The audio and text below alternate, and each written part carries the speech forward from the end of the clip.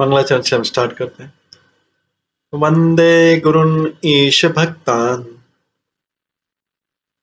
ईशम् ईशवतारकान् तत्प्रकाशान् च तत्शक्ति कृष्ण चैतन्य संज्ञकम्।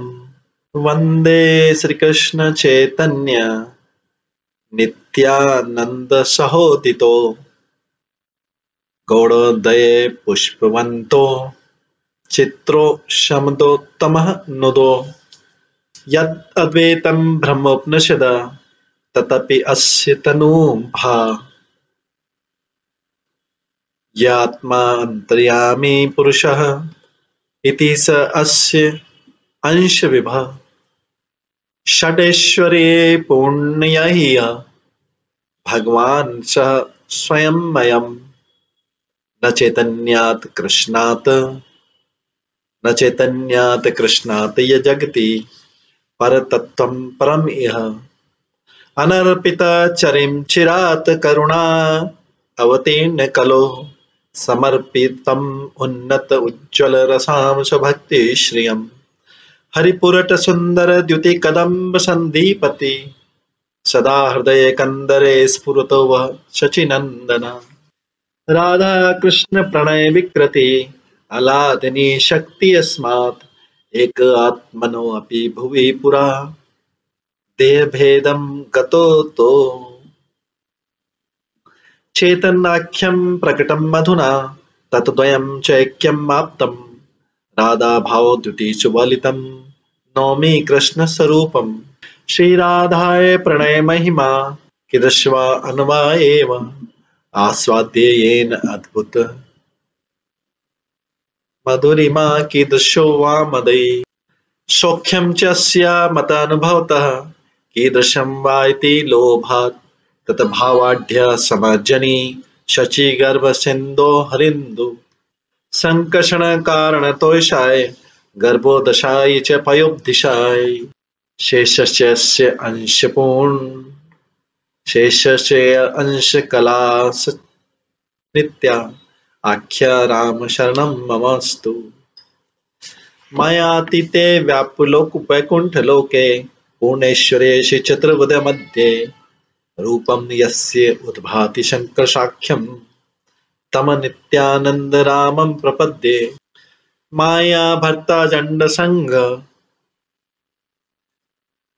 माया भर्ता जंड संगाश्रयंग शेते साक्षात् कारणं बोधि मध्ये यस्यैकांश श्रीपुमानादिदेव तमः श्रीनित्यानंद रामं प्रपद्ये यस्यंश श्रीलगर्भदाशायि यत्नाभिअब्जं लोकसंघातनालं लोकसृष्टौ श्रुतिका धाम धातु तम श्रीनित्यानंद रामं प्रपद्ये यस्यांश अंश परमात्मा अखिलानं पोष्टा विष्णु भाति दुग्ध अब्दिशायि क्षोणी भक्ता यत कला सपि अनंतः तम श्री नित्यानंद रामं प्रपद्ये महाविष्णु जगत्कर्ता मायया य सृजति यद तस्य अवतार एवयम् अद्वैताचार्येश्वरः अद्वैतं हरिणा अद्वैतात् आचार्यं भक्ति संशनात्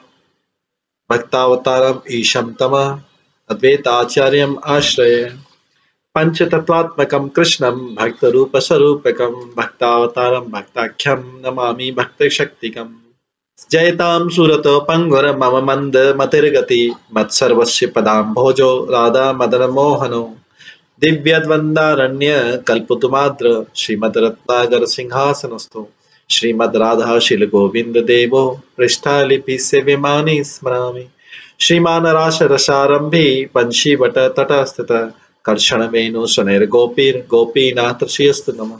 जय जय श्री चैतन्य जय नित्यानंद जय द्वैत चंद्र जय गौर भक्त वृंद।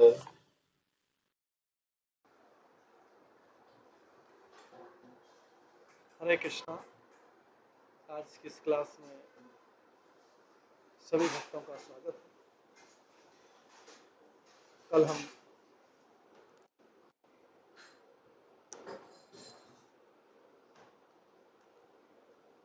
भगवान चैतन्य महाप्रभु जब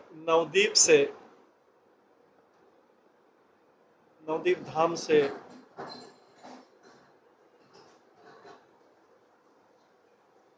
जगन्नाथपुरी की तरफ जा रहे थे,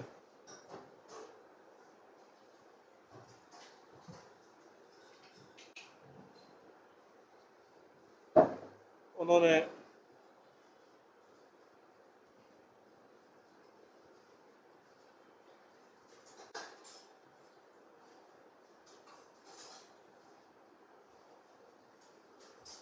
रास्ते में रेमुना, जैसे हमने बताया पहले, रेमुना में रुके।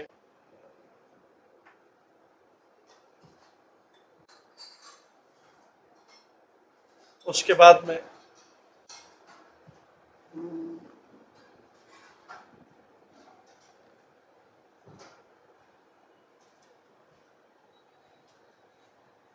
रेमुना में रुकने के बाद में उन्होंने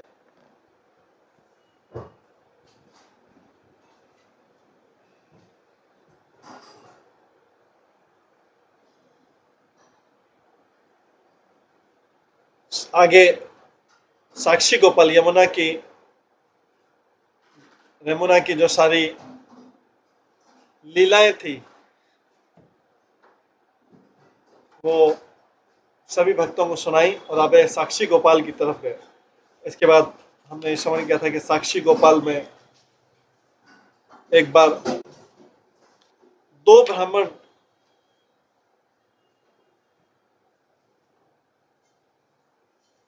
उस गोपाल मंदिर में गए। विभिन्न घाटों में स्नान करने के बाद दो ब्राह्मण गोपाल मंदिर के दर्शन करने गए। वहां पर उन्होंने विश्राम किया। गोपाल मंदिर के विग्रह ने उन दोनों ब्राह्मणों का, उनके मन को हर लिया और परम सुख का अनुभव करते हुए दोनों भाई वहां, दोनों ब्राह्मण जो है, दोनों 2-4 दिन वहां रुके। दोनों ब्राह्मणों में से एक वृद्ध था, एक तरुण था। तरुण व्यक्ति जो है वृद्ध ब्राह्मण की सहायता कर रहा था। वो तरुण ब्राह्मण, जो युवा ब्राह्मण था, वो वृद्ध की सतत सेवा करता रहा। और वृद्ध ब्राह्मण उसकी सेवा से संतुष्ट होकर उससे प्रसन्न था। उस वृद्ध व्यक्ति ने तरुण ब्राह्मण से कहा कि तुमने तरह तरह से मेरी सेवा की और इन सारे तीर्थ स्थानों की यात्रा करने में मेरी सहायता की। मेरा पुत्र भी ऐसा नहीं सेवा कर सकता। तुम्हारी दया से मुझे यात्रा में कोई थकान नहीं हुई। वृद्ध ब्राह्मण जो युवा से बोला। और उसके बाद वृद्ध ब्राह्मण बोला, यदि मैं तुम्हारा आदर न करूं तो मैं कृतज्ञ माना जाऊंगा। किसी से भी सेवा लिया तो उसका उपकार उसके लिए चुकाना चाहिए।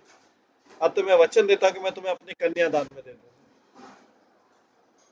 तो पहले भी भगवान के ऊपर अपनी कृतज्ञता चुकाने के लिए हम देखते हैं कि जामवंत और कई बड़े बड़े राजाओं ने अपनी कन्याएं भगवान को, कृष्ण को दे दी थी। तो वृद्ध ब्राह्मण ने बोला कि मैं तुम्हारी सेवा से बहुत प्रसन्न हूं। मैं अपनी कन्या तुम्हें दान में दूंगा, ऐसा मैं वचन देता हूँ। युवा ब्राह्मण ने बोला कि हे भद्र ब्राह्मण, कृपया मेरी बात सुने। आप कुछ असंभव बात करें, ऐसा कभी होता नहीं। तुम्हें अपनी कन्या दान देने से पहले अपने सब परिवार वालों से कंसल्ट करना पड़ेगा, उनसे सलाह लेनी पड़ेगी। आप उच्च कुल के व्यक्ति हैं, सुशिक्षित और धनी भी हैं, और न तो मैं उच्च कुल का, न ही मेरे पास उत्तम शिक्षा है, न ही धन है। और आपको अपने परिवार जनों से भी तो सारे परिवारों से, कन्यादान से पहले सारे परिवारों से, परिवार के सारे सदस्यों से सलाह लेनी पड़ेगी। मैं आपकी कन्या के लिए उपयुक्त वर नहीं हूं, उस तरुण ब्राह्मण ने बोला। मैं तो केवल कृष्ण की तुष्टि के लिए आपकी सेवा कर रहा हूं। मेरा कोई स्वार्थ नहीं है। तरुण ब्राह्मण बोला, ये निस्वार्थ सेवा है। और वो तरुण ब्राह्मण बोला, भगवान कृष्ण ब्राह्मणों की सेवा से अत्यंत प्रसन्न होते हैं, और जब भगवान प्रसन्न होते हैं तो भक्ति संपदा बढ़ती है। उस वृद्ध ब्राह्मण ने बोला, बेटे मुझ पर संदेह मत करो, मैं तुम्हें कन्यादान दूंगा, मैंने पहले ही निश्चय कर लिया। वो तरुण ब्राह्मण फिर बोला कि आपके पत्नी है, पुत्र है, और आपके अनेक परिजन और मित्र हैं, उन सबसे सलाह लेना पड़ेगा आपको कन्यादान करने से पहले। आप अपने सारे मित्रों तथा परिजनों की सम्मति के बिना अपनी कन्या के दान मुझे नहीं कर सकते हैं। कृपया महाराणा रुक्मणी तथा उनके पिता भीष्म की कथा पर विचार करें। राजा भीष्मक अपनी कन्या रुक्मणी का दान कृष्ण करना चाहते थे, किंतु राजा के बड़े पुत्र रुक्मी ने उसका विरोध किया था, वे निर्णय पूरा नहीं कर पाए। बड़ विप्र कहे कन्या मोर निज धन दीते निशे विधि में कौन जन। वृद्ध ब्राह्मण ने कहा, मेरी पुत्री मेरी निजी संपत्ति है, यदि मैं किसी को अपनी संपत्ति देना चाहूं तो किसमें शक्ति है मुझे रोक सके। तो मैं के कन्या दी सभा के करी तिरस्कार, संशय न करी तुम्हें करा स्वीकार। हे प्रिय बालक, मैं तुम्हें अपनी कन्या दान करूंगा और मैं अन्यों की चिंता नहीं करूंगा। ये वृद्ध ब्राह्मण बोलता है। वृद्ध ब्राह्मण इतनी कॉन्फिडेंटली बोलता है कि मैं अपनी कन्या का दान कर दूंगा, मैं किसी की चिंता नहीं करूंगा, तो मेरा प्रस्ताव स्वीकार कर लो। छोटा विप्र कहे, यदि कन्या दीते मन गोपाल रे आगे कहे सत्य वचन। तरुण ब्राह्मण ने, उस युवा ब्राह्मण ने बोला कि यदि आप अपनी तरुण कन्या मुझे देने का निश्चय किया आपने। तरुण ब्राह्मण, जो यंग ब्राह्मण है, युवा ब्राह्मण, वो वृद्ध ब्राह्मण से बोलता है, बार बार बोल रहे हैं, यदि आपने निश्चय कर लिया तो गोपाल विग्रह के सामने चलकर ऐसा कहो। गोपाल रे आगे भी पर कहीते लागी ले तुम ही जान निज कन्या यारे आमी दिल। उस वृद्ध ब्राह्मण ने गोपाल के समक्ष आकर कहा, हे प्रभु, आप साक्षी हैं, मैंने अपनी कन्या इस युवा ब्राह्मण को दे दी। ये वृद्ध ब्राह्मण ने बोला। तो यहाँ पे प्रभुपाद बताते हैं कि भारतवर्ष में अब भी मौखिक रूप से कन्यादान दिए जाने का वचन देने का यह वाग दत्त कहलाता है। मौखिक रूप से, उसमें कोई बड़ा फंक्शन नहीं होता था, मौखिक रूप से कन्यादान दिए जाने का वचन आज भी प्रचलित है भारत में। यह वाग दत्त कहलाता है। इसका अर्थ है कि कन्या के पिता, भाई या अभिभावक ने अगर ये वचन दे दिया कि इस कन्या का अमुक व्यक्ति के साथ विवाह होगा, तो वैसा होता है। फलस्वरूप उस कन्या का विवाह किसी अन्य के साथ नहीं किया जा सकता। वह अपने पिता या अभिभावक के सत्य वचन से किसी के लिए सुरक्षित हो जाती कन्या। ऐसे ऐसे अनेक उदाहरण हैं जहां कन्या की बाल्यावस्था में उसके माता पिता दूसरे व्यक्ति के पुत्र के साथ अपनी कन्या का विवाह करने का वचन दे देते हैं। एक बार माता पिता ने वचन दे दिया तो फिर कन्या वो वचन को मानती थी। दोनों पक्ष कन्या तथा वर के बड़े हो जाने तक प्रतीक्षा करते तथा विवाह संपन्न होता। बाल्यकाल में फिक्स हो जाता था, उसके बाद वो बड़ा होने पर उनका विवाह करते थे। यह था मौखिक रूप से कन्यादान देने का वचन होता था माता पिता का। भारत में प्रचलित इस पुरानी कथा का पालन करते हुए वृद्ध ब्राह्मण ने उस तरुण ब्राह्मण को अपनी कन्या देने का वचन दे दिया और उसने ये वचन गोपाल विग्रह के समक्ष दे दिया। भारत में आज भी प्रथा है कि विग्रह के सामने दिए गए किसी भी वचन का पालन किया जाता है। विग्रह के सामने ऐसे वचन को रद्द नहीं किया जा सकता। भारत के गांवों में जब भी दो पक्षों में झगड़ा होता है तो उसके निपटारे के लिए मंदिर जाते हैं और विग्रह के समक्ष जो भी कुछ भी कहा जाता है उसे सत्य माना जाता है, क्योंकि विग्रह के समक्ष किसी में झूठ बोलने का दुस्साहस नहीं होता। इसी सिद्धांत का पालन कुरुक्षेत्र में युद्ध में किया गया था। इसलिए भागवत गीता के प्रारंभ में धर्म क्षेत्र कुरुक्षेत्र कहा गया। भगवान में श्रद्धा न होने के कारण मानव समाज पशु जीवन के निम्नतम स्तर पर गिरता जा रहा है। सामान्य जनता में केवल भगवत चेतना जागृत करने के लिए कृष्ण भावना मत आंदोलन आवश्यक है। लोग यदि वास्तव में कृष्ण भावना भावित हो जाए तो सारे झगड़े अदालत में किए बिना ही निपट जाएंगे, जैसा कि इन दो ब्राह्मणों के साथ हुआ जिनका मतभेद साक्षी गोपाल ने दूरी किया। और वृद्ध ब्राह्मण ने यंग ब्राह्मण को, युवा ब्राह्मण को वचन दिया कि मैंने अपनी कन्या का दान तुम्हें दे दिया है। वो वचन को तोड़ा नहीं जा सकता। ये मौखिक रूप से होता था पहले। छोटा विप्र बोले, ठाकुर तुम ही मोर साक्षी, तोमा साक्षी बोला है मैं यदि अन्यथा देखी। जब तरुण ब्राह्मण ने विग्रह को संबोधित करते हुए कहा, है प्रभु, यदि आप मेरे साक्षी हैं, यदि बाद में जरूरत पड़े तो मैं आपको साक्षी के रूप में बुलाऊंगा। तरुण ब्राह्मण ने गोपाल जी को बोला, गोपाल जी के विग्रह को बोला, आप मेरे साक्षी हैं। ये जो वृद्ध ब्राह्मण ही वचन दे रहा है आज, यदि बाद में जरूरत पड़ी तो मैं आपको साक्षी के रूप में बुलाऊंगा। एते बलि दुई जने चलिला देशे रे, गुरु बुद्धि छोटा विप्र बहु सेवा करे।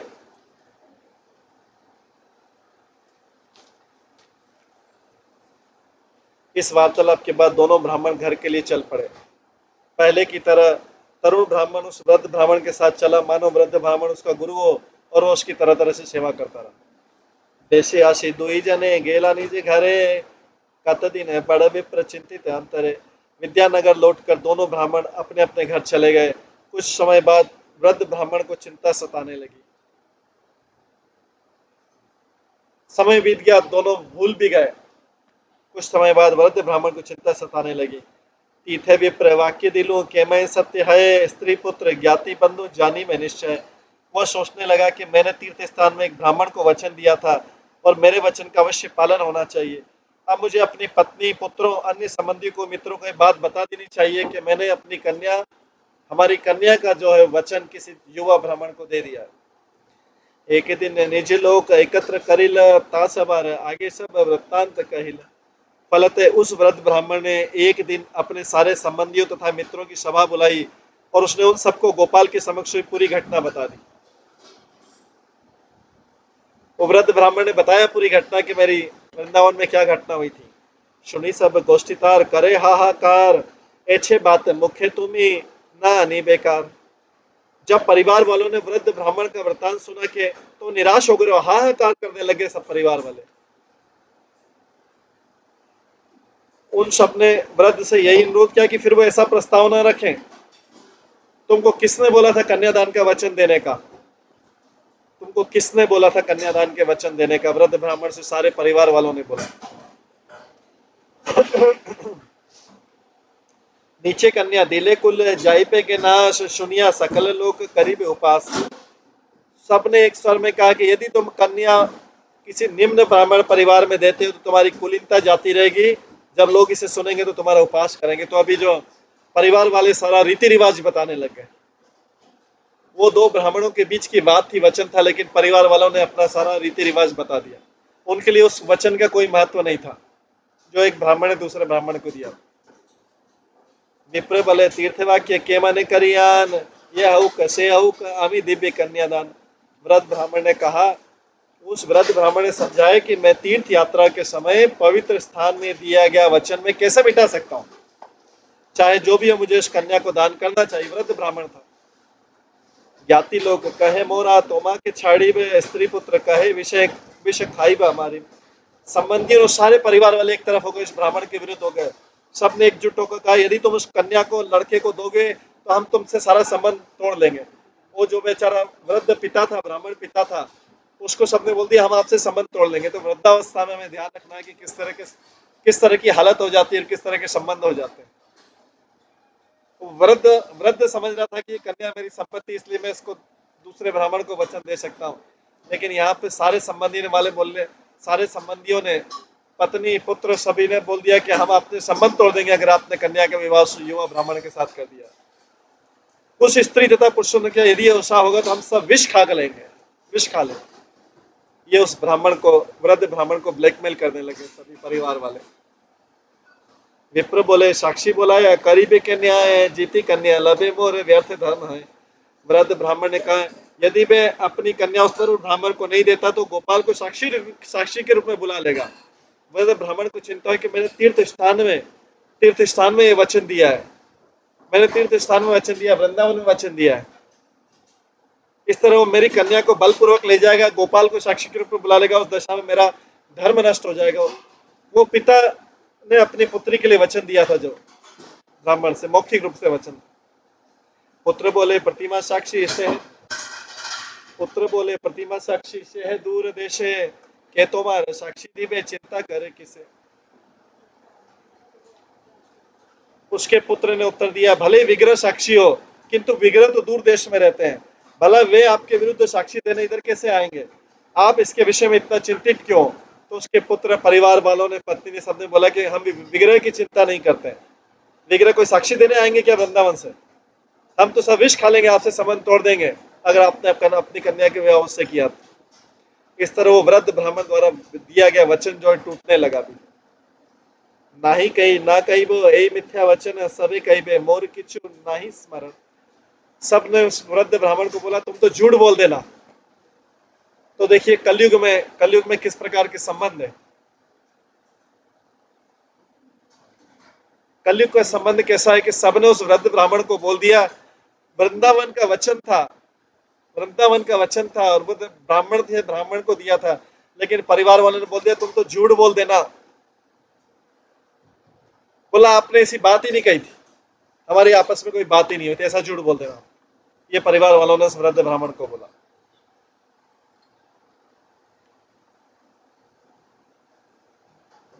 और ऐसा झूठी बात भी अगर कहने की नहीं है तो आप बोल देना मुझे तो याद ही नहीं कि आपने क्या कहा था। ये ऐसा सिखा दिया गया उसको। ये है कलयुग की दशा।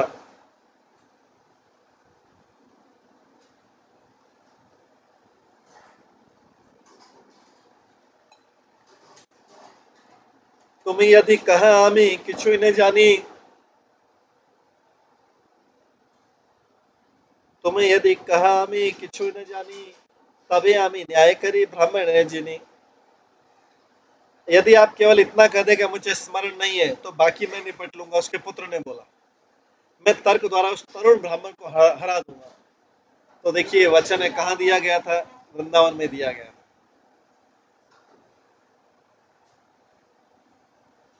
वृद्ध ब्राह्मण का पुत्र नास्तिक था और रघुनाथ स्मृति का अनुयायी था। तो देखिए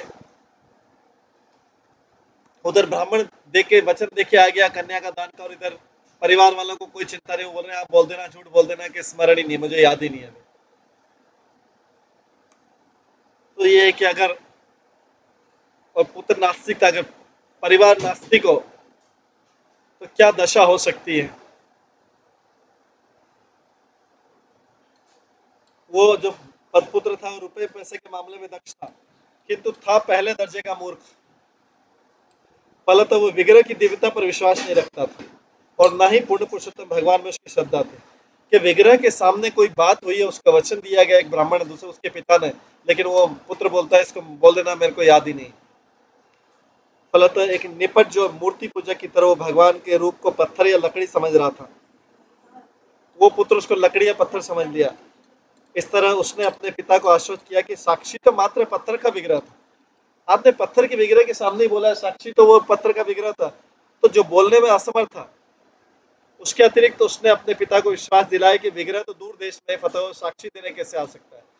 संक्षेप में वो पुत्र बोला अपने पिता से कि चिंता मत करो, आपको सफेद झूठ नहीं बोलना है, अभी तो आपको कूटनीतिज्ञ की भांति कहना है।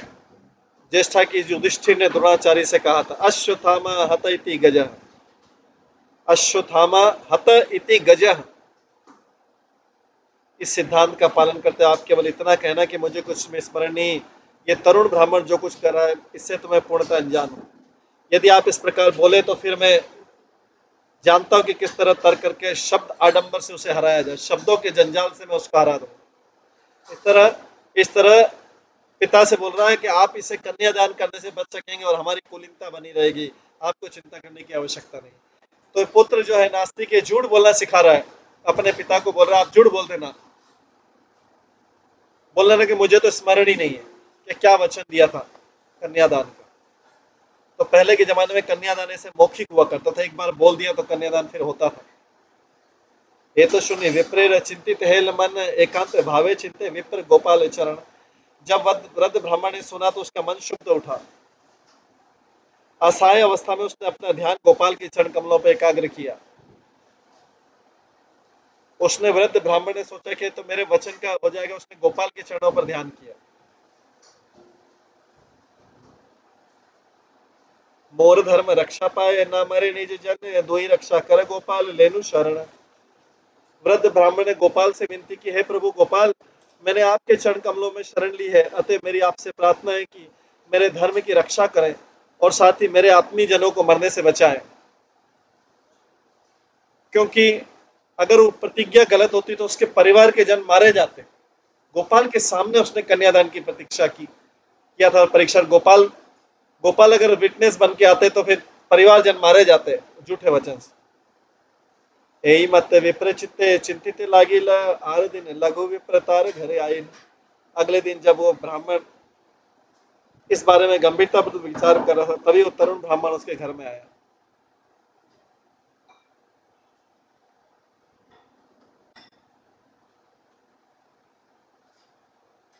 अगले दिन जब वो वृद्ध ब्राह्मण उस समय गंभीरता पूर्वक विचार कर रहा था तभी वो तरुण ब्राह्मण को भी याद आई, वो उसके घर आया। आसिया परम भक्ते नमस्कार करी, विनय करिया कहे कर दोई जोड़ी। तरुण ब्राह्मण ने उसके पास आकर सादर प्रणाम किया। वृद्ध ब्राह्मण के पास आके फिर अत्यंत विनीत भाव से हाथ जोड़कर वह इस प्रकार बोला।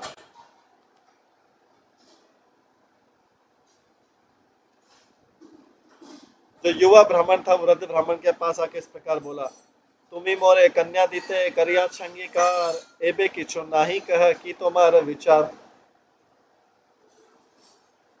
आपने मुझे अपनी कन्या दान करने का वचन दिया था। युवा ब्राह्मण ब्रह्म वृद्ध ब्राह्मण को याद दिलाने आया, किंतु अब आप कुछ बोल नहीं रहे, आपने क्या निर्णय लिया है? ये तो सुनी सही विप्र रहे मौन धरी, तार पुत्र मारीते आई हाथे ठेंगा करी। तरुण ब्राह्मण के ऐसा करने पर वृद्ध ब्राह्मण मौन रहा। तरुण ब्राह्मण का ऐसा करने पर वृद्ध ब्राह्मण मौन रहा। तो कई बार एक व्यक्ति को सच बोलना रहता है, लेकिन दूसरा व्यक्ति उसको झूठ बोलने के लिए मजबूर करता है, तो इसमें मौन रहना ही उचित है। क्या कर सकते हैं? इस अवसर का लाभ उठाकर वृद्ध ब्राह्मण का पुत्र उस तरुण ब्राह्मण को मारने के लिए लाठी लेकर तुरंत आ गया। इस अवसर का लाभ उठाकर वृद्ध ब्राह्मण का पुत्र उस तरुण ब्राह्मण को मारने के लिए लाठी लेकर तुरंत आ गया। वृद्ध ब्राह्मण ने तो वचन दिया था तरुण ब्राह्मण को, तरुण ब्राह्मण उसी वचन को पूछने आया, तभी वो उसका पुत्र लाठी लेके आ गया मारने के लिए। अरे आधम मोर भगनी चाह विवाहित, वामन है चांदे जे ने चाहते धरी थे। अरे पुत्र ने कहा उस युवा ब्राह्मण से, उसका कितना अपमान किया। अरे नीच, तू मेरी बहन के साथ इस प्रकार विवाह करना चाहता है, जैसे कोई बोना व्यक्ति चांद को पकड़ना चाहता हो। ठेया देखी सही विप्र पलाया गेल, आर दिन ग्रामे लोग एकत्र करिल। उसके हाथ में लाठी देखकर बेचारा तरुण ब्राह्मण भाग गया, किंतु अगले दिन उसने गांव के सारे लोगों को एकत्र किया। उस तरुण ब्राह्मण ने सब लोग बड़े विप्र डाकिया अनिल, तबे से लघु विप्र कहित लागिल। तब गांव के सभी लोगों ने वृद्ध ब्राह्मण को सभा स्थल पर बुलाया और तत्पश्चात तरुण ब्राह्मण ने सबके सामने कहना शुरू किया, यह मोरे कन्या दीते कर्माचे अंगीकार, एबे या न देन पूछे इहार व्यवहार। इस महाशय ने मुझे कन्या देने का वचन दिया था, किंतु वे अब अपना वचन नहीं निभा रहे। कृपया इनसे इनके इस व्यवहार के विषय में पूछे। एक बार उन्होंने मौखिक रूप से बोल दिया कि मैं कन्यादान देने को तैयार हूं, अभी अपने वचनों से ये कर जा रहे हैं और इनका पुत्र मेरे को लाठी मारने आ रहा है। तबे से ही विप्रेर पूछिल सर्वजन कन्या ने कहने ना दे है यदि दिया छे वचन। एक वहां पर एकत्रित सभी लोगों ने वृद्ध ब्राह्मण से पूछा कि यदि पहले आप कन्यादान का वचन दे चुके हो तो अपना वादा क्यों नहीं पूरा कर रहे हो? आपने वचन दे रखा है कन्या देने का। विप्र का सुन लो मोर निवेदन, कभी के बाली अच्छे मोर नहीं के स्मरण। वो वृद्ध ब्राह्मण को बेचारे परिवार वालों के वृद्ध ब्राह्मण वृद्ध ब्राह्मण को परिवार वालों के चक्कर में झूठ बोलना पड़ा। वृद्ध ब्राह्मण ने कहा, हे मित्रों, गांव वालों से बोला कृपया मेरा निवेदन सुनो, मुझे ठीक से याद ही नहीं कि मैंने कोई ऐसा वचन दिया था। उसको तो याद था पूरा, उसको तो पूरा याद था, लेकिन पुत्र ने, पुत्री ने, पत्नी ने, सबने धमका दिया कि हम आपसे अपना संबंध तोड़ लेंगे, हम विष खा लेंगे। जैसा कि कलयुग में सामान्य धमकियां होती है, तो उसके संबंधियों ने ऐसी धमकियां दी और इस तरीके से वृद्ध ब्राह्मण को बेचारे को झूठ बोलना पड़ा। उसने बोल दिया कि मुझे तो याद ही नहीं कि मैंने कन्यादान का कोई वचन दिया, सबके सामने, गांव वालों के सामने। हे तो सुने तारे पुत्र वाक्य छल पाया, प्रगल हाइबा कहे सम्मुख है आसिया। जब वृद्ध ब्राह्मण के पुत्र ने सुना तो उसे शब्दों को तोड़ने मरोड़ने का अवसर मिल गया। वो सभा के समक्ष अत्यंत धृष्टता पूर्वक खड़ा हो गया और वो पुत्र इस प्रकार बोला, तीर्थ यात्रा है पितार संगे छिल बहु धन, धन देखिए यही दुष्टेर लेते हैं मन। जगह जगह की तीर्थ यात्रा करते समय मेरे पिता अपने साथ प्रचुर धन ले गए थे। इस धूर्त ने उस धन को ले लेने की ठान ली थी। कितना झूठा आरोप लगा दिया। वो तरुण ब्राह्मण ने तो उस वृद्ध ब्राह्मण की सहायता की थी, लेकिन इस वृद्ध ब्राह्मण के पुत्र ने आरोप लगा दिया कि इसने मेरे पिता से धन छीन लिया। आर के है संगी नहीं यही संगे के कल दो तुरो खायो या बापे करी पागल। मेरे पिता के साथ उसके अतिरिक्त अन्य कोई नहीं था। इस धूर्त ने, इस युवा ब्राह्मण ने मेरे पिता को धतूरा खिलाकर पागल बना दिया। ये झूठ पे झूठ हो गया। ये कलयुग है, लेकिन उचित सजा जरूर मिलती है। इसमें उचित सजा का इंतजार करना चाहिए। सब धना लायक है चोरे चोरे लईल धन, कन्या दीते चाहिए अच्छे उठाई ले वचन। जब धूर्त ब्राह्मण ने मेरे पिता का सारा धन लेकर यह कह दिया कि कोई चोर ले गया है, अब ये दावा कर रहा है कि मेरे पिता ने उसे अपनी कन्या का दान का वचन दिया। ये उसके पुत्र ने पूरी धूर्तता और मूर्खता पूर्वक, सारा ये नास्तिक था, सारा झूठ बोल दिया। तो जिसको धर्म, जिसको भगवान के ऊपर विश्वास नहीं है, भगवान से कोई डर नहीं, वही इस प्रकार का झूठ बोल सकता है खुलेआम। बोल सकता है कि मुझे याद ही नहीं। तुम्हारे सकल लोग करे विचारे मोर पिता रे कन्या दीते योग्य की हारे। यहाँ पर एकत्र आप सभी लोग सज्जन हैं, कृपया विचार करें कि क्या इस दरिद्र ब्राह्मण को मेरे पिता का कन्यादान उचित होगा। वो लड़का जो आगे बढ़ गया वृद्ध पिता का, और उसने आगे कमांड संभाल ली, बोला कि मैं इस युवा ब्राह्मण को गरीब को देना उचित होगा। आप क्या बोल रहे हैं? ये तो सुनी लोकेर मने हयल संशील संभवे धन लोभे लोक छाड़े धर्म भय। ये सब तर्क सुनकर वहां पर एकत्र सारे लोगों में से कुछ कुछ लोग शंकित हो गए। उन्होंने सोचा कि संभव है कि धन के लोग में कोई अपना धर्म छोड़ दे। तब ये छोटा विप्र कहे सुन महाजन न्याय जिनी बारे कहे असत्य वचन। उस समय तरुण ब्राह्मण ने कहा है, सज्जनों कृपया मेरी बात सुनो। तर्क में जीतने के लिए तर्क में वाद विवाद में आर्ग्यूमेंट में जीतने के लिए व्यक्ति झूठ बोल रहा है। तो जब भी इस भौतिक संसार में आर्ग्यूमेंट होता है, आर्ग्यूमेंट इसलिए जहां तक हो सके आर्ग्यूमेंट जहां तक हो सके जहां तक हो सके हमें आर्ग्यूमेंट अवॉइड करना चाहिए। जहां तक हो सके हमें आर्ग्यूमेंट अवॉइड करना चाहिए, क्योंकि आर्ग्यूमेंट में झूठ का भंडार खुल जाता है। हर कोई जीतने के लिए आर्ग्यूमेंट में हर कोई जीतने के लिए कितना झूठ किसी भी सीमा तक जा सकता है झूठ बोलने। ये भौतिक जगत का आर्ग्यूमेंट ही ऐसा, इसको जितना अवॉइड करे उतना अच्छा है। इस मामले में जितना बहस हो कम उतना अच्छा है, क्योंकि एक व्यक्ति झूठ बोलेगा, दूसरा उससे डबल बोलेगा, फिर अगला व्यक्ति बोलेगा, फिर उससे दूसरा उससे 3 टाइम्स बोलेगा झूठ, क्योंकि जीतना है। एक छोटी सी तुच्छ बात को मनवाने के लिए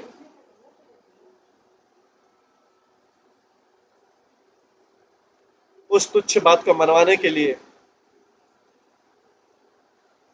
झूठ का पुलिंदा झूठ का भंडार खुल जाता है। तो इस भौतिक संसार में दो दो पैसे की बात है जिसका कोई वैल्यू नहीं है, उसके लिए झूठ पे झूठ झूठ पे झूठ झूठ पे झूठ झूठ पे झूठ बोला जाता है, क्योंकि जीतने के लिए। लेकिन जीत के होता क्या है, नतीजा कुछ नहीं रहता है। जीत का झंडा लेके कहीं घूम भी नहीं सकते, क्योंकि ऐसे तो हजारों आर्ग्यूमेंट होते रहेंगे। लेकिन आर्ग्यूमेंट चवाद विद, लेकिन इसमें झूठ का असत्य का सहारा नहीं लेना चाहिए।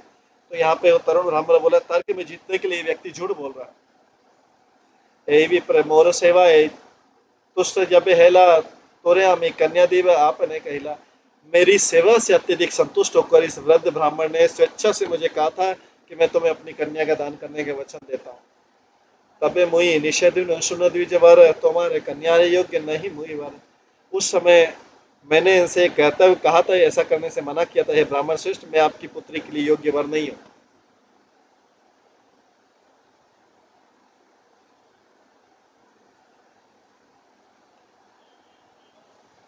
जो युवा ब्राह्मण है वो बोल रहा है कि हे ब्राह्मण श्रेष्ठ, मैं आपकी पुत्री के लिए योग्य वर नहीं हूँ। मैंने इससे बोला था,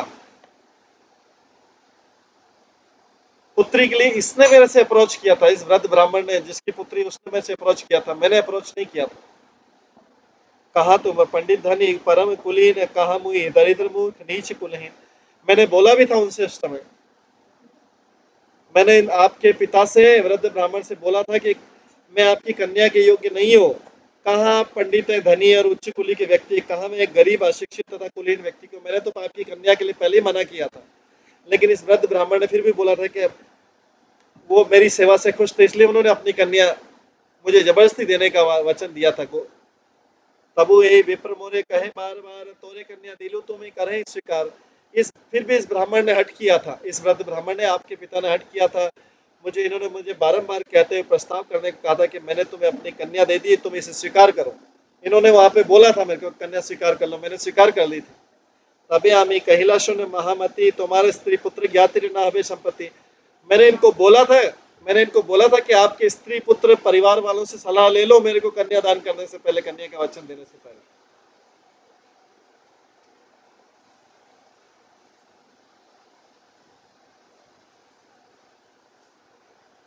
तभी आमी कहिला सुन महामती तुम्हारे स्त्री पुत्र ज्ञाति न हमें संपत्ति।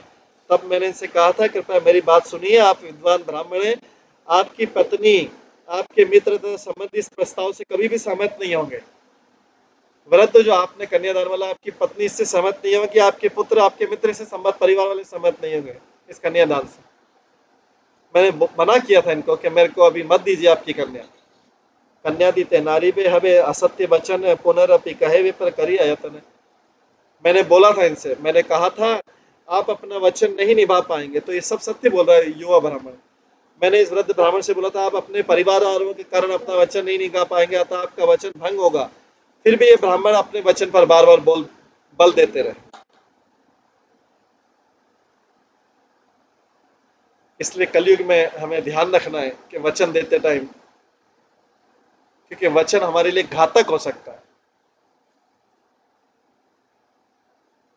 कन्या तोरे दिलों दिधा न करई चित्ते, आत्म कन्या दिवे केवा पारे निषेधे। मैंने तुम्हें कन्यादान दिया है, संकोच मत करो।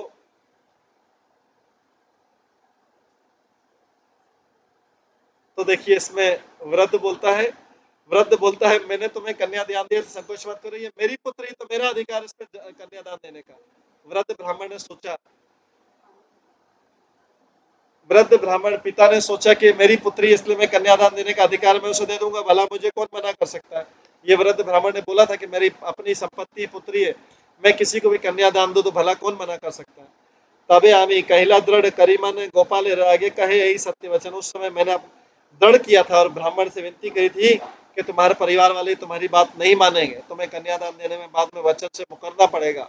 लेकिन इन्होंने इन्होंने फिर गोपाल विग्रह के सामने, मैंने बोला कि आप गोपाल विग्रह के सामने वचन दें, तो इन्होंने गोपाल विग्रह के सामने बोला था। तबे ही गोपाल रे आगे के आगे ते कहिले तुम ही जाने यही भी पर कन्या हमी दिल। तब इन महाशय ने, आपके पिता ने गोपाल विग्रह के समक्ष कहा, हे प्रभु आप साक्षी हैं, मैंने अपनी इस कन्या ब्राह्मण को दान में दे दी। इस वृद्ध आपके पिता ने मुझे कन्या दान में दे दी थी, गोपाल विग्रह साक्षी है उसके। तबे हमें गोपाल ने साक्षी करिया कहिला तार पदे मेहनत ही करिया। तब मैंने गोपाल को अपना साक्षी बनाकर उनके चरण कमलों में इस प्रकार निवेदन किया था। ये युवा ब्राह्मण बोल रहा है, यदि ये विप्र मोरे नादी पे कन्यादान साक्षी बोलायु तो मैं हयो सावधान। वो छोटा ब्राह्मण बोलता है कि यदि बाद में ये ब्राह्मण अपनी कन्या मुझे देने में संकोच करेंगे तो हे गोपाल मैं आपको साक्षी के रूप में बुलाऊंगा। गोपाल से ऐसा बोल दिया था छोटे ब्राह्मण ने। छोटे ब्राह्मण ने गोपाल से बोला कि यदि ये बाद में ब्राह्मण अपनी कन्या मुझे देने में संकोच करेंगे तो मैं आपको साक्षी के रूप में बुलाऊंगा, कृपया इसे सावधान होकर सुने। यही वाक्य साक्षी मोर अच्छे महाजन जार वाक्य सत्य करी माने त्रिभुवन। इस तरह छोटा ब्राह्मण बोल रहे हैं सबके सामने कि मैंने एक महापुरुष को, भगवान को आमंत्रित किया था गवाही के लिए। तो देखिए छोटे ब्राह्मण को भगवान के ऊपर कितना विश्वास था, छोटे ब्राह्मण को भगवान के ऊपर कितना विश्वास था। यंग ब्राह्मण को उसने भगवान को साक्षी बना लिया और गोपाल से बोला कि अगर ये कल से ही अपनी कन्या का दान नहीं देगा तो मैं आपको साक्षी बुलाऊंगा। और मैंने गोपाल को बोल दिया था, ध्यान पूर्वक सुन लीजिए, यही वाक्य साक्षी मोर अच्छे महाजन जार वाक्य सत्य करी माने त्रिभुवन। इस तरह मैंने घटना में एक महान पुरुष का आह्वान किया। मैंने पूर्ण पुरुषोत्तम भगवान को मेरा साक्षी बनने को कहा। भगवान के वचनों को तो भगवान के वचनों को तो तीनों लोग सत्य मानते हैं। भगवान के वचनों को तो तीन लोग सत्य मानते हैं। तीन तथा साधारण व्यक्ति बताया, किंतु फिर भी अशिक्षित होते हुए उसमें एक अच्छा गुण था कि वह पूर्ण पुरुषोत्तम भगवान को सर्वोच्च अधिकारी समझता था। अगर किसी के पास ये गुण है तो किसी और गुण की जरूरत नहीं है। अगर किसी को पूर्ण पुरुषोत्तम भगवान पे पूरा फेथ है, आशीर्वाद, तो उसके अलावा किसी और गुण की जरूरत नहीं। वो भगवान कृष्ण के शब्दों को बिना संकोच के स्वीकार करता था और उसे भगवान पर दृढ़ विश्वास था। इस संसार में किसी और गुण की जरूरत नहीं। अगर किसी का भगवान के ऊपर पूर्ण दृढ़ता है, महाभागवत प्रहलाद महाराज के अनुसार ऐसे दृढ़ तथा श्रद्धालु व्यक्तियों को परम विद्वान मानना चाहिए। जिसका भगवान के ऊपर दृढ़ता है, भगवान के वचन जो उसके लिए सत्य है, उससे बड़ा कुलीन व्यक्ति, उससे बड़ा सद्गुणी व्यक्ति कोई नहीं। जिस शुद्ध भक्त को पूर्ण पुरुषोत्तम भगवान के शब्दों में दृढ़ आस्था है, वही संसार का सबसे बड़ा विद्वान, सर्वोच्च कुलीन तथा सर्वाधिक धनी व्यक्ति मानना चाहिए। कौन? जिसे भगवान के ऊपर पूर्ण विश्वास। ऐसे भक्त में सारे सद्गुण स्वतः पाए जाते हैं।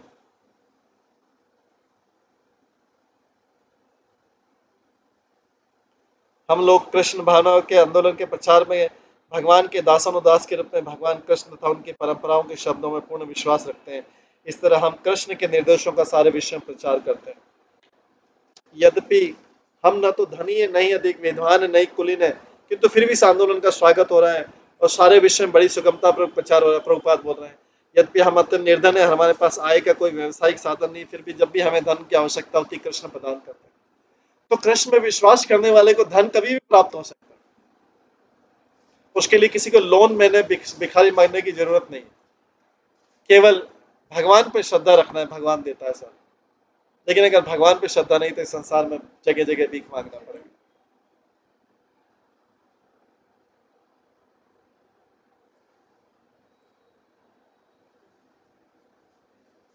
तो जब भी हमें व्यक्तियों की आवश्यकता होती है, प्रभुपाद बोल रहे हैं, तो कृष्ण प्रदान करते हैं। धन की आवश्यकता तो कृष्ण प्रदान करते हैं। यह लब्ध्वा चा परम लाभम मन्यते नाधिकम तथा। वास्तव वास्तव में यदि हमें भगवान कृष्ण की कृपा प्राप्त हो जाए तो फिर हमें और कुछ नहीं चाहिए। हमें निश्चय उन भौत वस्तुओं की आवश्यकता नहीं रह जाती जिन्हें संसारी व्यक्ति भौतिक संपत्ति पाता। तबे बड़ विप्र कहे यही सत्य कथा, गोपाल यदि साक्षी देन आपन ऐसी कथा।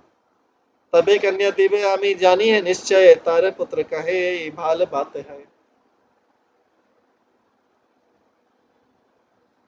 इस अवसर का लाभ उठाते हुए वृद्ध ब्राह्मण ने तुरंत पुष्टि की कि ये वास्तव में सच है। वृद्ध ब्राह्मण ने फिर उसका सर झुक गया। झूठ ज्यादा टाइम तक टिकता नहीं है। असत्य जो है ज्यादा समय तक टिकता नहीं है, एक्सपोज हो जाता है। तो यहाँ पे जो वृद्ध ब्राह्मण है उसके सामने जब ये यंग ब्राह्मण ने सारी बात बताई तो वृद्ध मना नहीं कर पाया कि इसका असत्य, मना नहीं कर पाया कि सारी चीजें असत्य। उसने बोल दिया वृद्ध ब्राह्मण को, आचार्य आपके पिता पत्नी पुत्र सब धमका रहे थे, ब्लैकमेल कर रहे थे उस वृद्ध ब्राह्मण को कि झूठ बोल दो, लेकिन अंत में उसको सच मानना पड़ा। उस वृद्ध ब्राह्मण ने बोला कि ये तो सच है सारी बात। यदि स्वयं गोपाल साक्षी के रूप में यहाँ तक चले आए तो मैं इस तरुण ब्राह्मण को अपनी कन्या दान में दे दूंगा। ये अब देख ली क्या कंडीशन रख रहा है कि यदि वृद्ध ब्राह्मण अपनी पत्नी और बालक पुत्र और उसके जो परिजन है उनके उसमें अपनी बात को पलटने के लिए, उसको याद था सब कुछ, सच है बात तो उसको पता था, लेकिन वो बोल रहा है यदि गोपाल यहाँ पे चले आके, कहा गोपाल वृंदावन में है और कहा ये बात हो रही है जगन्नाथपुरी के पास विद्यानगर में हो रही बात। उसने बोला कि यदि गोपाल यहाँ पे चले और साक्षी दे देंगे तो मैं अपनी कन्या उसको दे दूंगा, मैं उस तरुण कन्या को अपनी दान दे दूंगा। उस वृद्ध ब्राह्मण के पुत्र ने तुरंत ही कहकर पुष्टि कर दी, जी हाँ ये बहुत उत्तम प्रस्ताव है। तो पुत्र को तो नास्तिक था, पता ही नहीं था कि विग्रह कभी यहाँ पे चल के आ जाएंगे। तो देख ली कितना एक एक सच को, एक सत्य को नहीं करने के लिए कितना बड़ा ये हो रहा है। ये भौतिक संसार है। अगर सत्य को मान जाओ तो 5 मिनट की बात है, 2 मिनट की बात है, 1 मिनट की बात है, लेकिन सत्य नहीं मानेंगे तो कितना बड़ा हो सकता है ये हम देख सकते हैं। तो पिता ने ऐसा कठिन शर्त रख दी। पुत्र ने बोला हाँ बहुत अच्छा, क्योंकि पुत्र तो पहले नास्तिक था वृद्ध ब्राह्मण का। तात्पर्य प्रभुपाद बताते हैं कि सारे जीवों के हृदय में परमात्मा के रूप में स्थित भगवान कृष्ण जन जन की इच्छा, याचना तथा प्रार्थना को जानने वाले हैं। भगवान तो सबकी जन जन की इच्छा को जानते हैं, याचना को जानते हैं, प्रार्थना को जानते हैं। भले ही सारी बातें परस्पर विरोधी लगे, किंतु भगवान ऐसी स्थिति बनाते हैं जिसमें हर कोई प्रसन्न रहे। इसका प्रत्यक्ष प्रमाण है वृद्ध ब्राह्मण तथा तरुण ब्राह्मण के बीच हुआ विवाह का समझौता। निसंदेह वृद्ध ब्राह्मण उस तरुण ब्राह्मण को अपनी कन्या देना चाहता था, किंतु उसका पुत्र तथा उसके संबंधी इसमें बाधक बन रहे थे। वृद्ध ब्राह्मण ने विचार किया कि इस स्थिति से किस तरह उबर कर उस तरुण ब्राह्मण को कन्या दान किया जाए, किंतु उसका पुत्र नास्तिक तथा अत्यंत चालाक व्यक्ति था और वो किसी तरह से विवाह को रोकना चाहता था। पिता तथा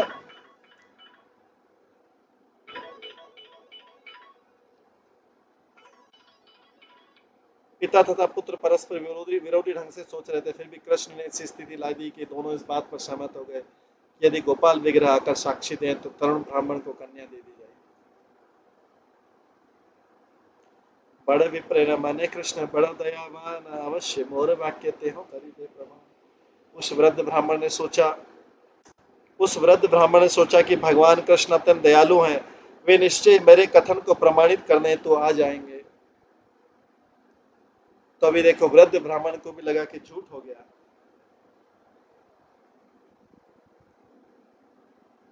वृद्ध ब्राह्मण को भी लगा कि झूठ हो गया, अभी असत्य हो गया। पुत्र माने प्रतिमा नासी में साक्षी देते ए बुते दुई जन है ला सम्मते। नास्तिक पुत्र ने सोचा कि गोपाल के लिए संभव नहीं कि वे आकर साक्षी दें। ऐसा सोचकर पिता तथा पुत्र दोनों सहमत हो गए। छोटा विप्र बोले, पत्र करह लिखन पुनः जैन, नहीं चले ये सब वचन। तरुण विप्र ने अवसर पाकर कहा, कृपया ये बात एक कागज पर स्पष्ट रूप से लिख दे, जिससे फिर आप अपने वचनों को बदल न सके। तबे सब लोक मेली पत्र त लिखित दुहार सम्मति लय मध्यस्थ राखिल। वहां पर सारे एकत्र लोगों ने ये बात कागज पर स्पष्ट रूप से अंकित कर दी और उन दोनों के हस्ताक्षर देकर वे मध्यस्थ बन गए। तबे छोटे विप्र कहे, सुन सर्वजन यही विप्र सत्य वाक्य धर्म परायण। तब तरुण ब्राह्मण ने कहा, यहाँ पर एकत्र सारे लोग कृपया मेरी बात सुनेंगे। ये वृद्ध ब्राह्मण निसंदेह सत्यवादी और धर्म का पालन करने वाले हैं। स्ववाक्य छाड़िते यहाँ नाही कबू मन, स्वजन मृत्यु भय कहे असत्य वचन। ये वृद्ध ब्राह्मण अपना वचन भंग करना नहीं चाहते थे, किंतु इस भय से कि उसके संबंधी विष नहीं खा लें, सत्य के पथ से ये ब्राह्मण विचलित हो गया। यहाँ पुण्य कृष्ण आनी साक्षी बोलाई वे, तबे विप्र ने सत्य प्रतिज्ञा राखी। मैं इस ब्राह्मण के पुण्य के बल पर भगवान को साक्षी रूप में बुलाऊंगा और उसके सत्य वचन की रक्षा करूंगा। तरुण ब्राह्मण को गोपाल के ऊपर इतना था कि गोपाल विग्रह विग्रह वृंदावन से चल के आ जाएंगे, मूर्ति चल के आ जाएगी। ये तो सुने नास्तिक लोग उपहास करे कि हे बल ईश्वर दयालु आसिता पावे। इस तरह विप्र के ऐसे दृढ़ वचन सुनकर उस सभा में उपस्थित कुछ नास्तिक लोग उसका उपहास करने लगे, किंतु किसी ने एक ने कहा, अंततः ईश्वर दयालु है, चाहे तो आ भी सकते हैं। तबे से ही छोटा विप्र गेला वृंदावन, दंडवत करी कहे सब विवरण। सभा समाप्त होने पर वो तरुण ब्राह्मण वृंदावन के लिए चल पड़ा। वहां पहुंचकर सबसे पहले उसने गोपाल विग्रह को साक्षात सादर दंडवत प्रणाम किया और फिर विस्तार से सारा वृत्तांत कह सुनाया। ब्राह्मण ने, देवी तुम्हें परम दयामय दुई विप्र धर्म राख आया सय सदा। उसने कहा, है प्रभु, आप ब्राह्मण संस्कृति के रक्षक हैं और आप अत्यंत दयावान भी, अतः आप हम दोनों ब्राह्मणों के धर्म की रक्षा करके अपनी परम दया को प्रदर्शित करें। कन्या पाव मोरे मन यह नहीं सुख, ब्राह्मण प्रतिज्ञा जाए यह बड़े दुख। गोपाल विग्रह से उस तरुण ब्राह्मण ने प्रार्थना की, हे प्रभु, मैं उसकी कन्या को पत्नी रूप में पाकर सुखी होने की बात नहीं सोच रहा हूं। मैं तो ये सोच रहा हूं कि उस ब्राह्मण ने अपना वचन तोड़ा, यही बात मुझे अत्यधिक पीड़ा दे रही। मेरे को उस लड़की से, कन्या से विवाह नहीं करना है, लेकिन उस ब्राह्मण ने अपना वचन तोड़ा, यही बात मुझे अत्यधिक पीड़ा पहुंचा रही। उस तरुण ब्राह्मण का लक्ष्य विवाह द्वारा वृद्ध ब्राह्मण की कन्या प्राप्त करके भौतिक सुख और इंद्रिय तृप्ति करना नहीं था। वह तरुण ब्राह्मण का इस कारण भगवान को साक्षी बनाने के उद्देश्य से वृंदावन नहीं गया था। उसकी एकमात्र यही चिंता थी कि उस वृद्ध ब्राह्मण ने किसी बात के लिए वचन दिया था, और यदि इस घटना में गोपाल साक्षी नहीं बनते हैं तो उस वृद्ध ब्राह्मण को आध्यात्मिक कलंक लगेगा। किसी भक्त के साथ झूठ बोलने पर उसको आध्यात्मिक कलंक लगेगा। इसलिए वो तरुण ब्राह्मण विग्रह का संरक्षण सहता चाह रहा था। वो सोच रहा था कि जो वृद्ध ब्राह्मण ने बोला है, इसको झूठ का पाप नहीं लग जाए, सत्य हो जाए। इस तरह वो ब्राह्मण शुद्ध वैष्णव था और उसमें इंद्रिय तृप्ति की कोई इच्छा नहीं थी। वो तो केवल पूर्ण पुरुषोत्तम भगवान तथा वैष्णव भगवत भक्त वृद्ध ब्राह्मण की सेवा करना चाह रहा था। एत जाने तुम्ही साक्षी देह दयामय, जानी साक्षी नाही दे तार पाप है। उस समय उस तरुण ब्राह्मण ने आगे कहा, हे प्रभु, गोपाल विग्रह से प्रार्थना की, हे प्रभु, आप अत्यंत कृपालु तथा सर्वज्ञ हैं। अतः कृपा करके इस मामले में साक्षी बने। जो व्यक्ति सही बात जानते हुए साक्षी नहीं बनता वह पाप कर्म का भागी होता है।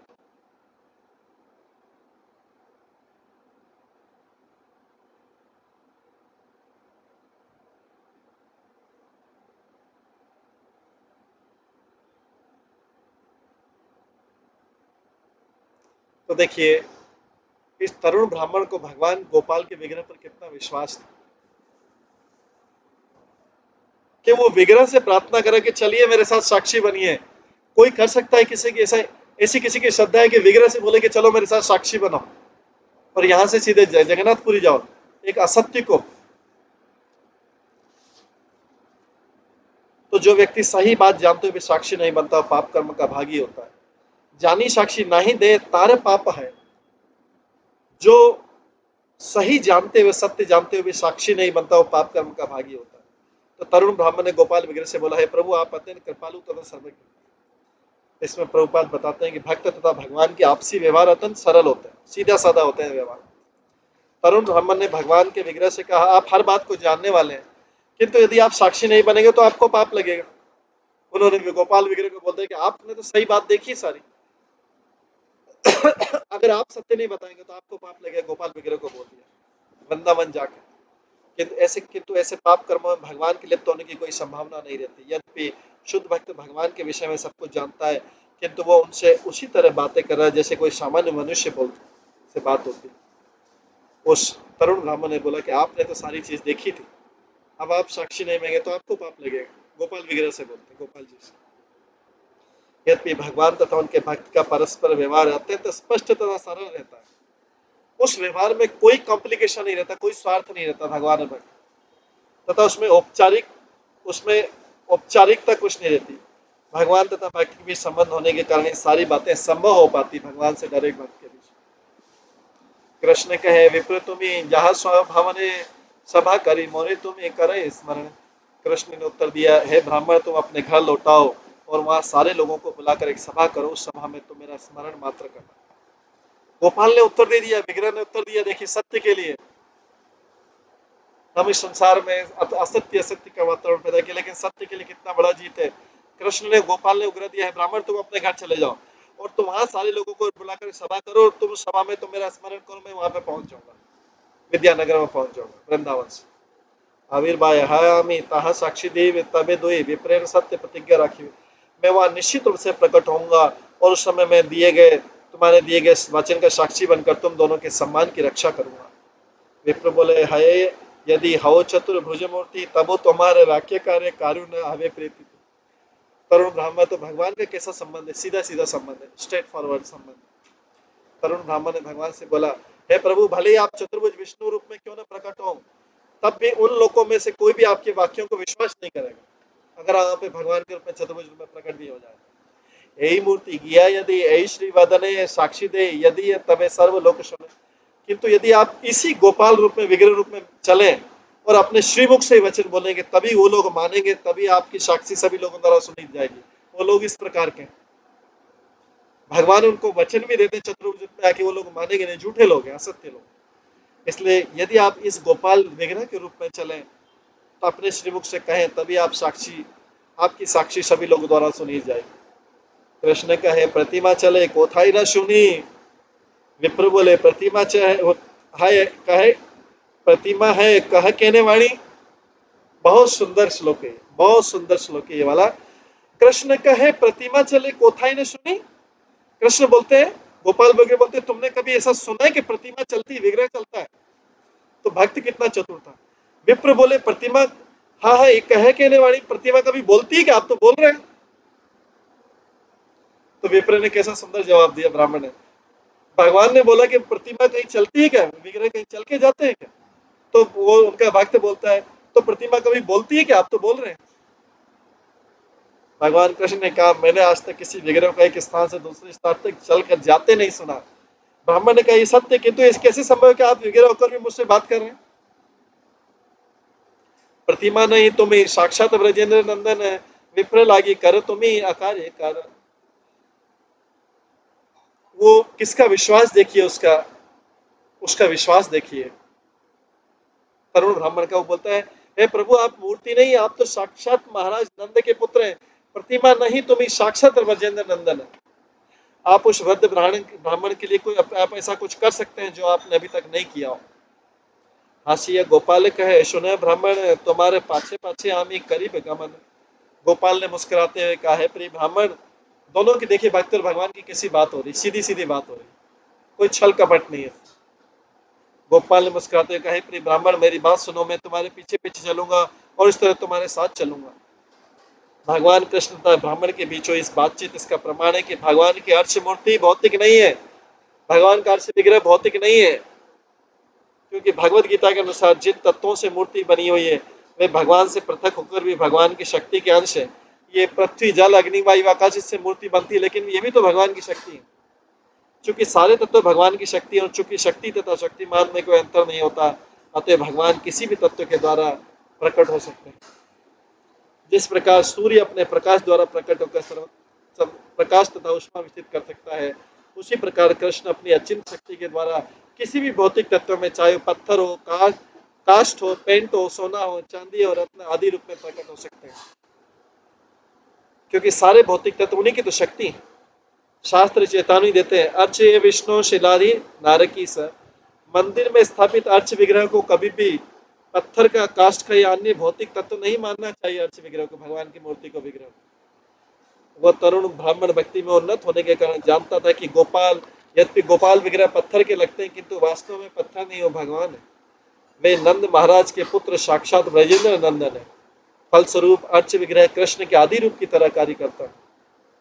भगवान कृष्ण उस तरुण ब्राह्मण के अर्च विग्रह के विषय में ज्ञान की परीक्षा के निमित्त बातें कर रहे हैं।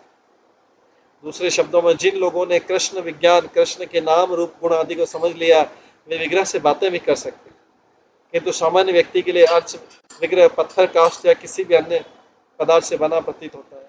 इसका उच्चतर अर्थ है कि सारे भौतिक तत्व अंततोगत्वा सर्वोपरि दिव्य पुरुष से उत्पन्न होते हैं। अतः वास्तव में कुछ भी भौतिक नहीं है संसार में। अगर वो भगवान से कनेक्टेड नहीं तभी भौतिक है। सर्वशक्तिमान, सर्वव्यापी तथा सर्वज्ञ होने के कारण कृष्ण अपने भक्तों से बिना किसी कठिनाई के किस तरह व्यवहार कर सकते हैं। भगवत कृपा से भक्त भगवान के व्यवहार से भली भांति परिचित होता है, वह निश्चय ही भगवान के सामने आमने सामने बात कर सकता है। उलटिया आमा तुम्हें ना करिए दर्शन है, आमा के देखी लिया आमी रही वैसे स्थान है। भगवान ने उससे बोल दिया भक्त से, तुम मुझे मुड़कर देखने का प्रयत्न मत करना, जैसे अन्यथा तुम जो ही मेरी तरफ देखोगे मैं उसी स्थान पर स्थिर हो जाऊंगा। उस भक्त से बोल दिया। तो आगे चल पड़े दोनों। कहाँ चल पड़े? वृंदावन से साक्षी बनने, विटनेस, गवाही देने के लिए भगवान उसके पीछे पीछे चल पड़े, तरुण ब्राह्मण के पीछे। नुपुर रे ध्वनि मात्र हमारे सुनीबा, सही शब्द है हमारे गमन प्रतीति करीबा। तुम मेरे भगवान ने बोल दिया गोपाल विग्रह से, तुम मेरे नुपुर की ध्वनि, पायजे की ध्वनि से जानोगे कि मैं तुम्हारे पीछे चल रहा हूँ। ठीक है। एक सिर अन्य रांधी करी समर्पण तह खाए, तुम्हारे संग करी बेगमन। प्रतिदिन 1 किलो चावल पकाकर मुझे अर्पित करना, मैं उसी चावल को खा के तुम्हारे पीछे पीछे चलूंगा। भगवान ने, गोपाल विग्रह ने बोल दिया। आरती ने आज्ञा मांगी, चलीला ब्राह्मण तारे पाछे पाछे गोपाल करीला गमन। अगले दिन ब्राह्मण ने गोपाल से आज्ञा मांगी और वो अपने देश के लिए चल पड़ा। गोपाल भी उसके पीछे पीछे चल पड़े। नुपुर रे ध्वनि सुनी आनंदित मन, उत्तमा न पाके करे कराए भोजन। अब गोपाल उस तरुण के ब्राह्मण के पीछे चल रहे थे, तो उनके नुपुरों की रुंझुन ध्वनि सुनाई पड़ने लगी। वो ब्राह्मण अत्यधिक प्रसन्न हुआ और उसने अपना उत्तम चावल भोग के लिए पकाया। यही मत चल विप्र निज देशे आइला, ग्रामीण निकट सीमाने चिंतिला। इस प्रकार वो जो तरुण ब्राह्मण चल रहा था, जब तक कि वो अपने देश में नहीं पहुंच गया, जब वो अपने गांव के निकट पहुंचा तो उस प्रकार सोचने लगा वो ब्राह्मण, एबे मुई ग्रामे आइनो याइमो भवन लोके रे कहिबे किया साक्षी आगमन। अब मैं अपने गांव पहुंच चुका हूं, अपने घर जाकर सभी लोगों को बताऊंगा कि साक्षी मेरे साथ में आ गए हैं।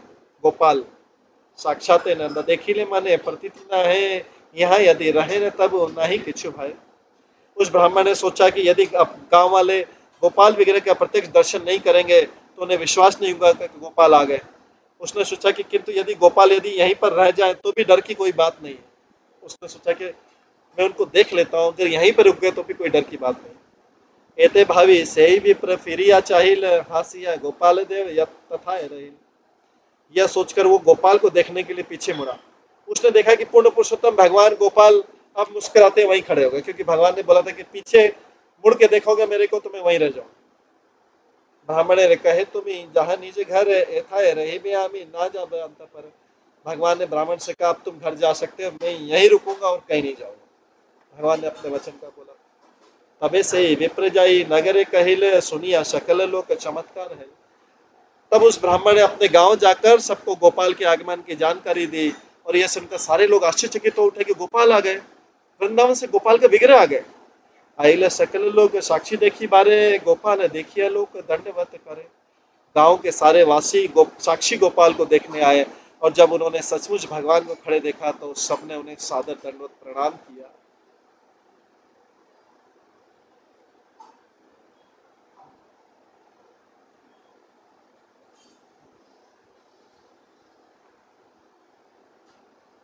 गोपाल सौंदर्य देखिए लोके आनंदित प्रतिमा चलिया आइला सुनिया विस्मित।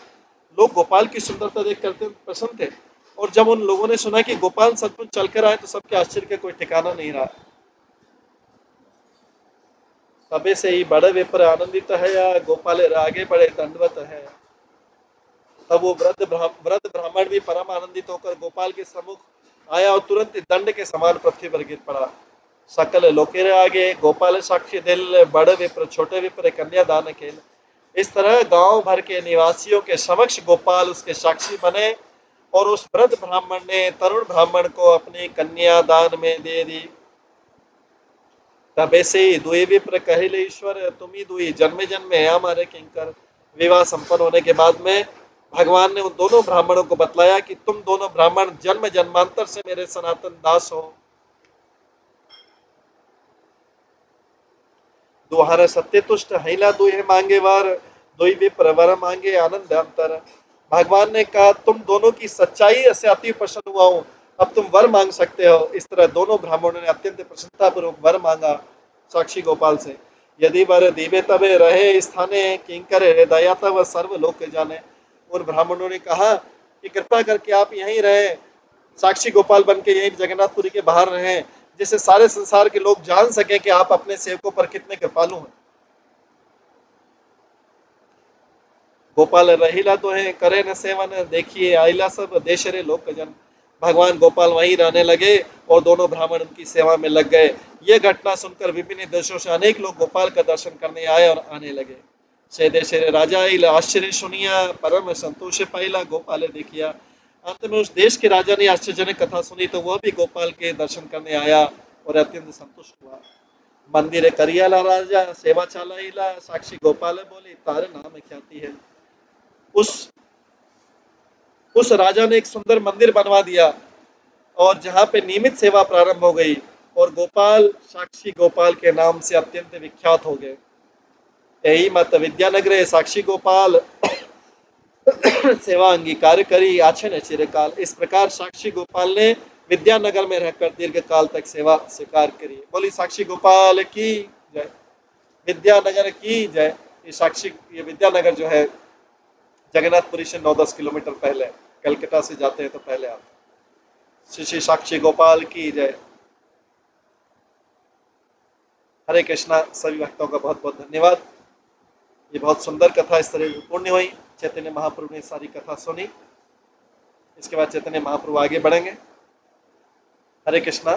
सभी भक्तों का बहुत बहुत धन्यवाद। एक बार सभी भक्तों के लिए हरे कृष्ण महामंत्र का जप करते हैं। हरे कृष्णा कृष्णा कृष्णा हरे हरे, हरे राम राम राम हरे। आज के प्रश्न जो है हम कल की क्लास में लेंगे। हरे कृष्णा। सभी भक्तों का बहुत बहुत धन्यवाद।